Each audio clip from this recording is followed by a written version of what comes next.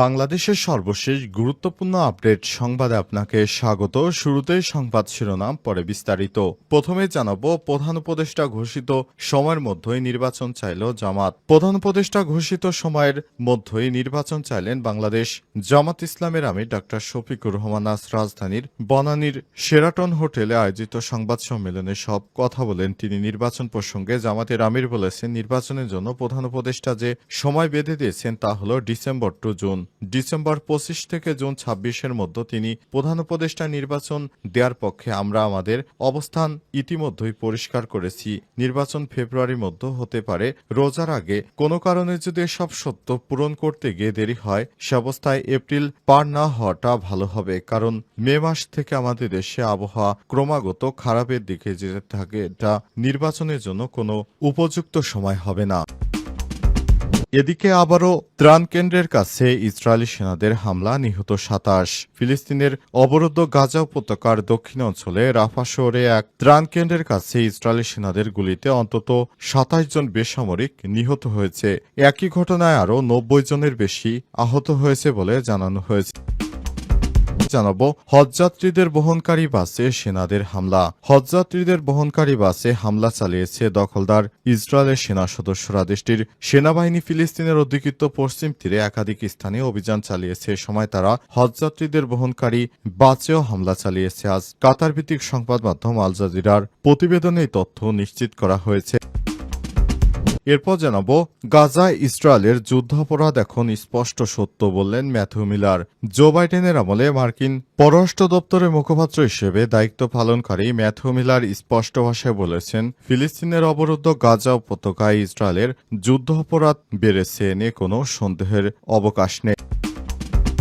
এবারে জানাবো, ভারতের মিথ্যাচার উন্মোচনে বিশ্বমঞ্চে জোর বাড়াচ্ছে পাকিস্তান। সাম্প্রতিক পাক ভারত সংঘাতের প্রেক্ষাপটে ভারতের অপপ্রচার এবং আগ্রাসনমূলক কর্মকাণ্ড উন্মোচনে আন্তর্জাতিক কূটনীতিতে সক্রিয় হয়েছে পাকিস্তান। প্রিয় দর্শক, এতক্ষণ শুনছিলেন সংবাদ শিরোনাম, এবারে বিস্তারিত।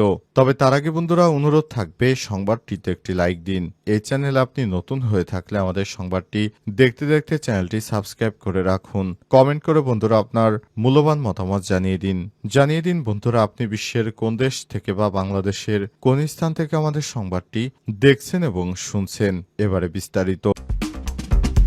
গাজা ইসরায়েলের যুদ্ধাপরাধ এখন স্পষ্ট সত্য বললেন ম্যাথিউ মিলার।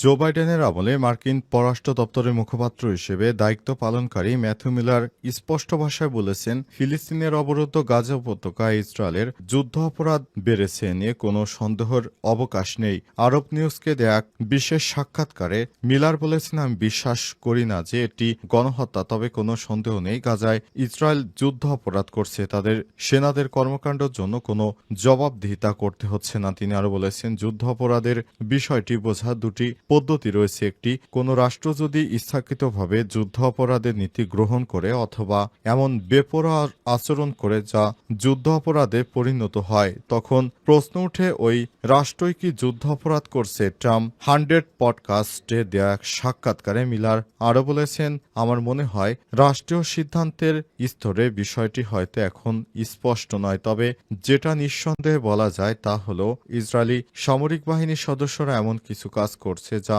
যুদ্ধ অপরাধ হিসেবে গণ্য হতে পারে।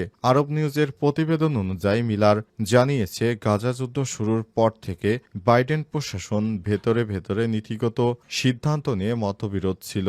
অস্ত্র সরবরাহ বন্ধ রাখা, ইসরায়েলের প্রতি চাপ বাড়ানো ইত্যাদি বিষয় বিভিন্ন পর্যায়ে বিতর্ক হয়েছে। মিলার আরো বলেছেন, ২০২৪ সালে বসন্তে আমরা ইসরায়েলের কাছে ২,০০০ পাউন্ড ওজনের বোমা পাঠানো স্থগিত করেছিলাম, কারণ মনে হয়েছিল গাজার প্রেক্ষাপটে এই অস্ত্র ব্যবহার উপযুক্ত নয়। কিন্তু ট্রাম্প প্রশাসন এসে সমস্ত কিছু ভেস্তে দিয়েছে। তারা নতুন করে ইসরায়েলকে সমর্থন দিয়েছে, সেটি কোনোভাবেই কাম্য নয়।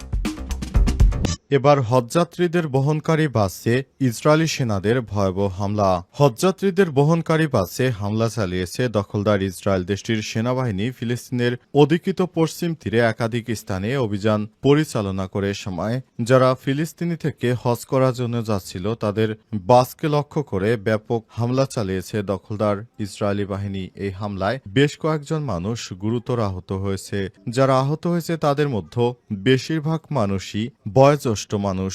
দখলদার ইসরায়েলের হামলার কারণে লেবানন থেকে সরাসরি হজের সুযোগ রয়েছে নিরীহ ফিলিস্তিনিদের, কিন্তু দখলদার ইসরায়েলি বাহিনী নিরীহ ফিলিস্তিনিদেরকে সেই হজ যেন সফলভাবে পালন করতে না পারে, এজন্য যারা হজে যাচ্ছিল সেসব যাত্রীদের লক্ষ্য করে ব্যাপক হামলা চালিয়েছে। অবস্থায় ওই বাসটি গুড়িয়ে দেওয়া হয়েছে, পাশাপাশি হজ যাত্রীরা ব্যাপকভাবে আহত হয়েছে। অবস্থায় পুরো গাজা জুড়ে শোকের ছায়া নেমে এসেছে, কারণ নিরীহ ফিলিস্তিনিরা হজ করতে যাচ্ছিল একটি ধর্মীয় কাজে, সেখানেও বাধা দিয়েছে দখলদার ইসরায়েলের সেনারা। দখলদার বাহিনী এইভাবে হামলা চালিয়ে নিরীহ ফিলিস্তিনিদেরকে একের পর এক হত্যা করে যাচ্ছে, কিন্তু বিশ্ব এখনো নিশ্চুপ হয়ে বসে আছে।